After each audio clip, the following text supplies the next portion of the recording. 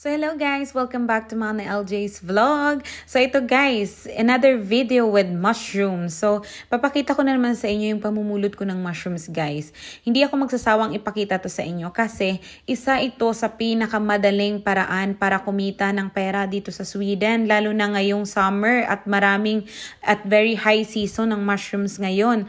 Alam nyo ba guys na pwede kayong mamulot ng mushrooms dito sa Sweden sa kahit saang forest, kahit private property pa yan.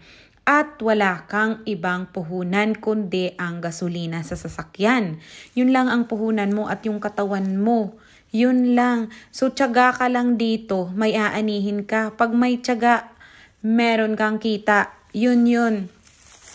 So, kaya naman ako, dahil day off ko today, inisip ko mamulot ako ng mushrooms para may kita pa rin naman ako. Kasi kung magstay ako ng bahay at maglilinis ng bahay, wala namang magsasahod sa akin. Ang gaganda ng mga mushrooms ngayon at ang dami-dami ngayon sa forest. Sayang naman kung hindi pupulutin, 'di ba? Pwede mo pang ibenta. 72 crowns per kilo ang chanterelle today.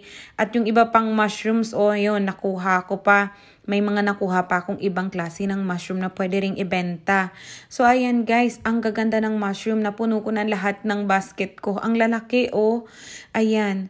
So, ito na nga, ibebenta ko na itong mga napulot ko. Meron akong hedgehog na mushroom. Meron akong gray chanterelle, small chanterelle, and yung normal na chanterelle. Ayan, ibenta na natin. We'll see kung mag-ilang kilo ito.